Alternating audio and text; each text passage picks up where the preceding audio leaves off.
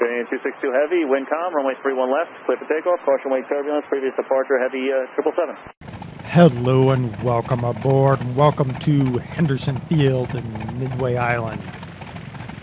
And welcome aboard our Grumman TBF Avenger. This is quite the rig here.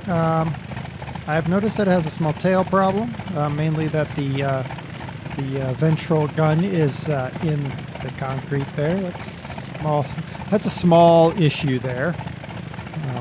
Yeah, and I can see right through that. Oh my goodness.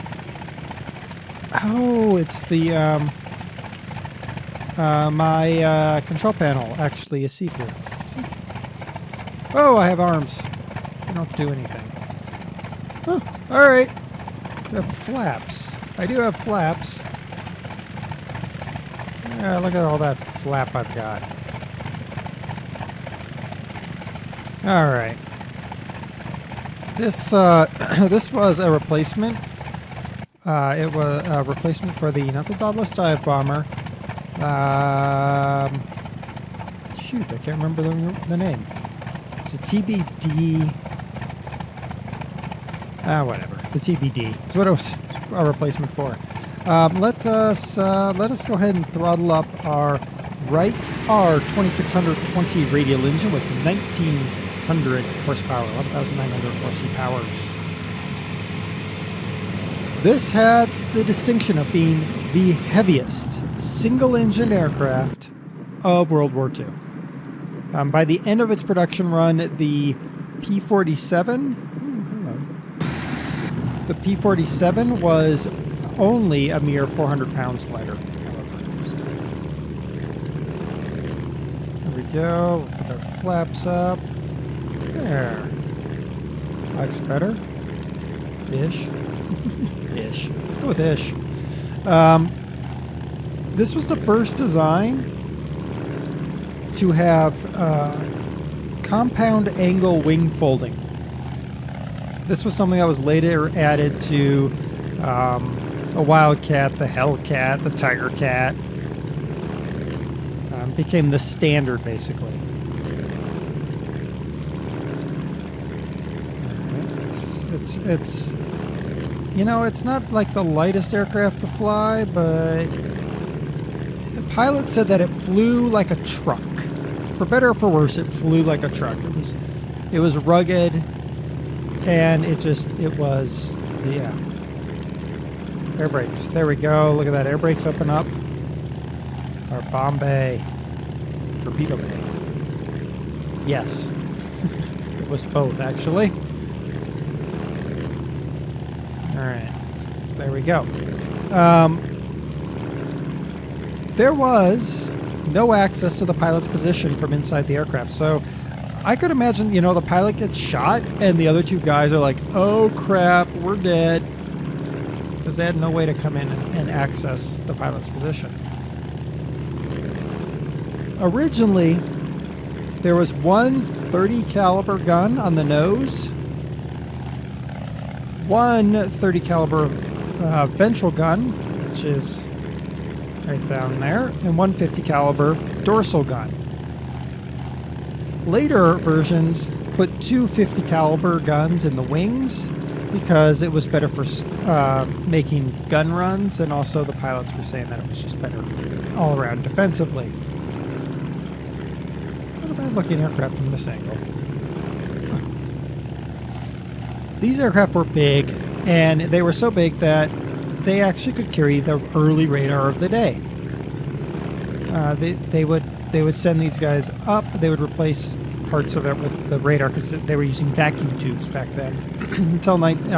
until middle of the war, when MIT came out with some smaller models. I don't understand why that guy has a stick. He shouldn't have a stick. The second guy, he's the radio operator.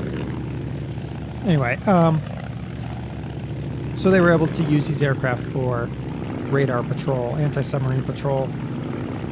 First engagement, conveniently, while we're flying out of Henderson Field, was at the Battle of Midway. I just noticed that there is another field over there. Huh. Interesting. It was at the Battle of Midway. These aircraft were sent to the Navy, but they didn't get in time for the aircraft carriers that were leaving Pearl. So the only Avengers that were there were 6 Avengers that were actually stationed on Midway Island. Of those 6, 5 of them were shot down. The TBD, didn't do much better. But the presence of the torpedo bombers lured all the fighters low. All of the Japanese fighters were lured low to go after the torpedo bombers, allowing the Daedalus dive bombers to come in and make good use of their dive bombing ability. So we can land this guy.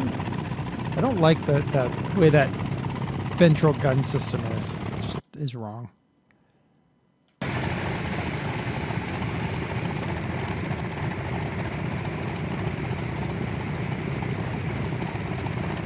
All right, so in addition to their traditional role as torpedo bombers, the Avenger was a highly successful anti-submarine aircraft.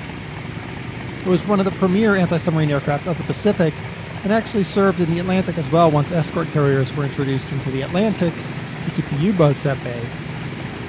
They claimed over 30 submarine kills, which is pretty impressive for an aircraft at the time.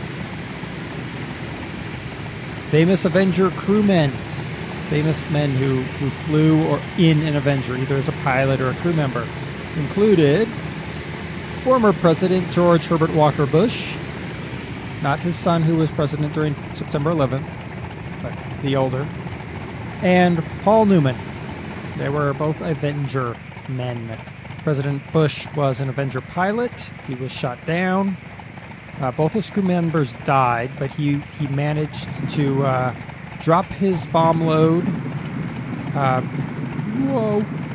managed to drop his bomb load before. Whoa! Hey, hello. Before ejecting from his aircraft. Wow, this is a nice hopscotch landing here. So top speed of this aircraft was 275 miles per hour. And, do not nose. Maybe we'll make it to the end of the field. And she could carry 2,000 pounds of bombs, or the 2,000 pound Mark 13. Whoa! Okay, we're back. Small mistake there. All right, so let's check our buttons. Shift 1 gives us this. Gives me an error every time. So let's close that crap. Shift 2. There's my... I can grab some cow... Jeez. Can't actually grab it. I have to physically move it. Did it actually change my cowl flaps? Ah, yes, it did. It did open my cowl flaps. Nice. Oop. Nice. There. The propeller's right there. Shift 3 gives me... Oh, this is a bomb site. Okay. Okay, and 4 gives me GPS, and 5, that's the end of it. Huh. Open up the main exit. All right, there's the main exit. All right. Well, this is the Grumman TBF Avenger. It's not quite fully converted. There's a missing oil gauge from Flight Sim 98 that's stuck in here that causes errors every time. I don't like the way that pilot windscreen is either, and I don't like the fact that my ventral gun is stuck in the concrete along with my tail wheel. But if you're looking for a TBF Avenger, because you need to complete your World War II set, here is one. Link is down below as always. I've been DerTebbers. This has been your Flight Simulator X Plane Spotlight. Till next time, happy flying.